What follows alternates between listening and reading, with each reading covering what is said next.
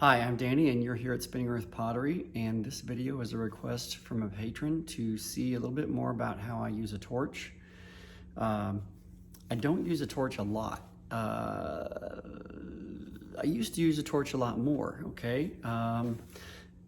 It's one way you can make yourself a better potter by, especially if you're trying to do something with a really wide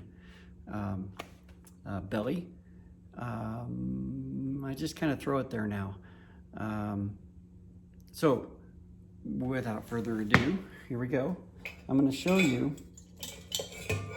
This is the setup I've had for years, okay? And I'll point it down just a little bit. There we go. So I like, this is a Google thing, or, it's a search online, or, Harbor Freight. I think I found this at Home Depot, this rig, where this is actually most of these things like this are built around weed burning. And let me get rid of that. This, clicks on your pants or your belt or whatever, and you can walk around and torch weeds and things like that. And when we burn our pastures, that's actually this is what I use to start fires. So it works really great for that.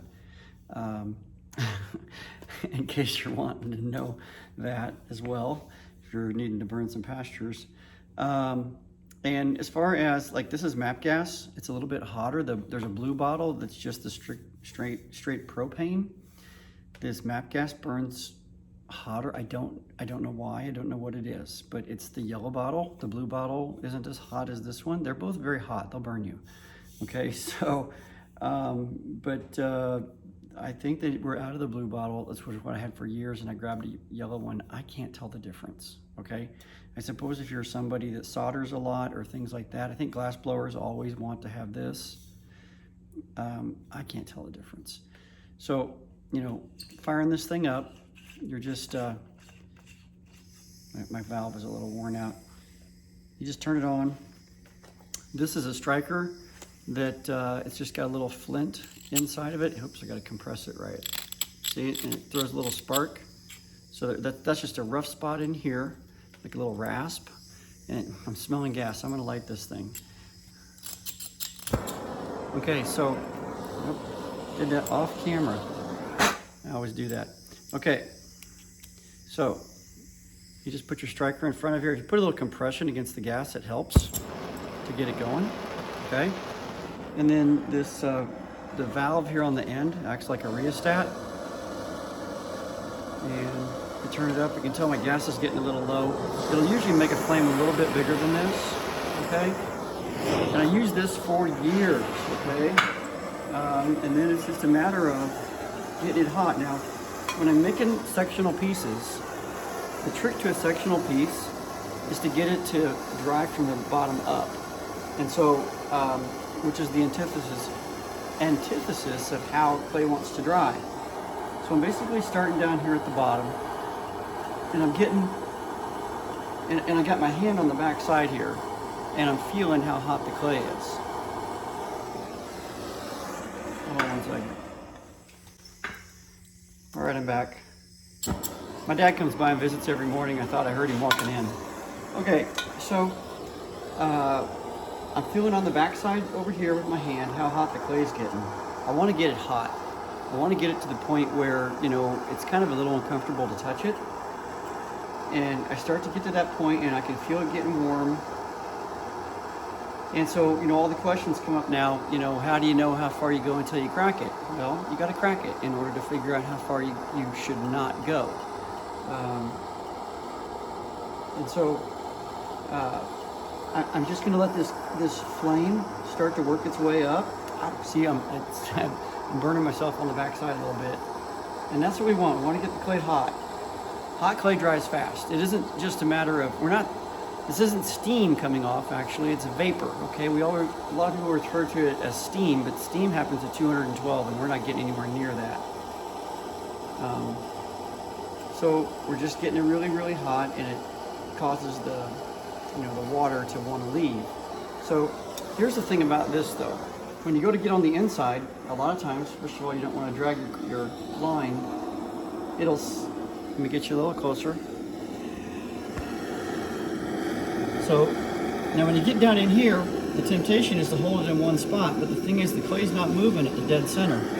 So I never really point it at the dead center. I'll usually point it right about here off to the side a little bit, and I don't stay there for very long. Because you got to imagine how much clay is moving around down there, and there's not a lot. It comes around more quickly. And when I say more quickly, right, one revolution is one revolution, but up here, you're covering, what, 16 inches wide times pi, so however much that is, it's like 40 inches of clay. And down here, we're only having to cover about 8 inches of clay, and so it gets hotter faster, so you gotta be careful on that water, alright? Now a lot of times when this is a really wide open vessel here right now, it's about 15 inches, and so it's not snuffing itself out. A lot of times this flame, when you get inside something, it's like the oxygen is getting consumed and it snuffs itself out. It's actually being really nice right now. Okay, so that is that torch.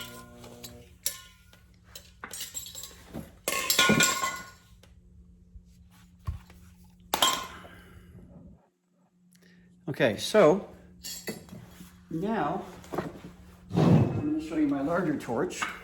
So what I got here is, this is a 40-pound bottle. You can just use a propane pig. I had this thing is 35 years old probably. I bought it when I first started raccooing.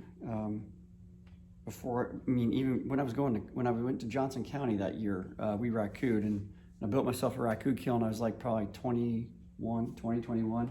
I've had this that long. So you can do about 10 raccoon firings out of this, by the way. Anyway, you can get a propane pig, at any big box home improvement store or something like that, and it runs this fine. This is a rig I got at Harbor Freight. It's like 22 bucks, and it's in the gardening or lawn care area. This is also considered a weed burner, okay? This will burn a lot of weeds very quickly. So the first thing you want to do, my lights decided to start working again. I'm going to turn on my my gas here, and then it's got a valve right here, and I'll turn that on a little bit. You can hear it, okay? And just turn it on a tiny bit. All right, and what's nice about this is that if you're doing a lot of torching, you can kind of set this down off to the side in a very safe area. Okay, don't set it on top of your straw bales, okay, or your shredded paper. All right. Anyway, it's got a trigger mechanism on it right here. Okay, and so you can actually kind of get after it. Okay. So what I like about this is it doesn't take long. All right. So I'm going to get my wheel moving and get myself out of the way of all this flame. I'm going to back you up so you can see a little bit better. Okay. Let me get you in close enough so you can see better also. Okay. And I'm going to move it along just a little bit more quickly. See, I can feel how warm it is already, so I'm not going to do this for very long. I've already torched it a tiny bit. Okay. But once again, you want to concentrate down here. Now, I don't use plastic bats. I hate them for throwing on, but they're also really awful for this. I've been in other places at workshops and I've forgotten about the plastic bat and I've torched that sucker. You started getting the smelling PCBs, I think is what it is, and probably not good. Anyway, I'm going to concentrate down here the most because that's where it's got to get firm the most quickly. All right.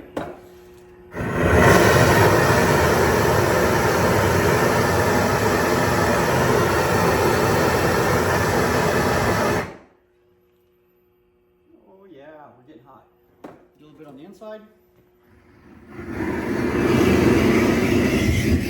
Now see how it wants to snuff itself out.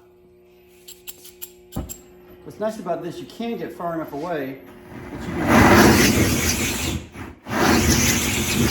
you can just kind of fill the whole thing. And get it all warming up quickly. See the vapor? Can you see the vapor coming off of it? I don't know if you can. Yeah, you can a little bit. So anyway, I'm going to get just a little bit more torchiness down here at the bottom.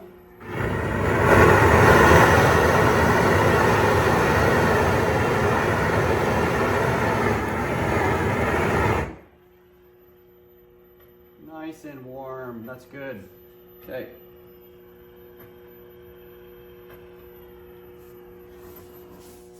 Okay. So that is my torching video. There's not a lot to it. This is it's part of the art, okay? And quick story, all right? So potter's been using fire a long time in order to dry pots fast. And I was at NSECA probably, I don't know, 10 or 12 years ago. It was one of the first ones I went to. And they had this, I think it was Korean, because they were throwing these coils, just like whoom, whoom, and they could throw this clay and make these coils super fast. And they were making these really big pots, hand-built pots that were, I don't know, they were this big around. I mean, like at least 3 feet across, okay? If not, probably 40 inches, something like that. You know, big wide bottom, and what their method was to get them up about 12, 13, 14 inches and build a little fire inside and then keep going. So they're at NSECA and they're probably up around 16, 17 inches or so. And they're stuffing this thing with paper and they're getting ready to throw a match on it. And somebody sees them, okay? We're inside of a convention center, right? Automatic sprinklers. Can you, I wish they'd have done it.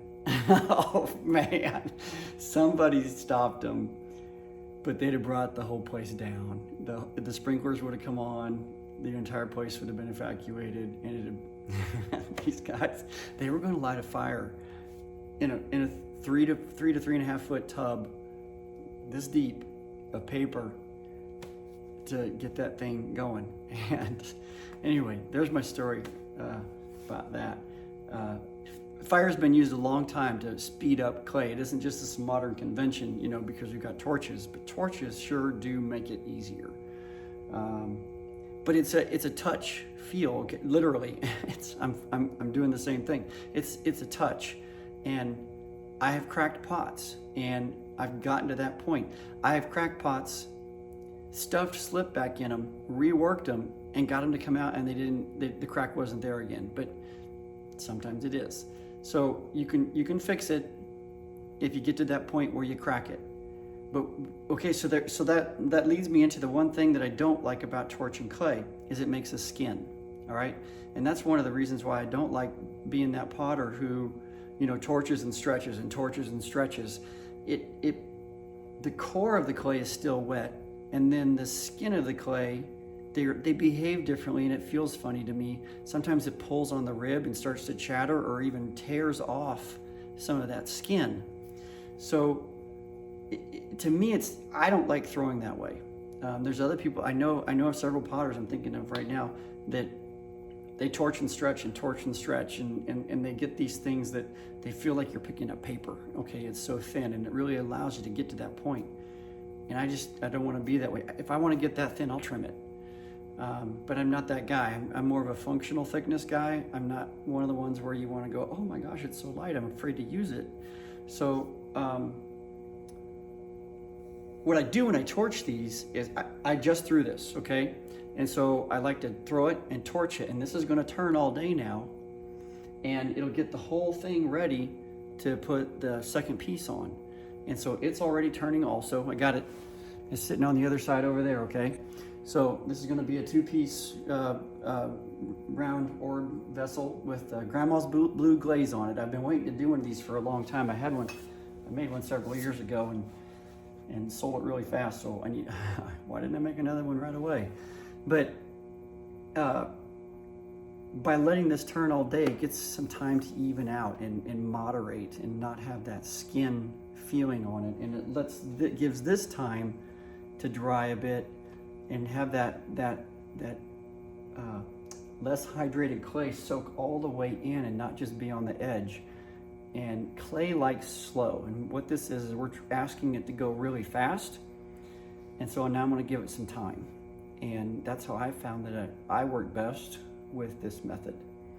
So that's it, and I'll see you next time on the next video. Bye.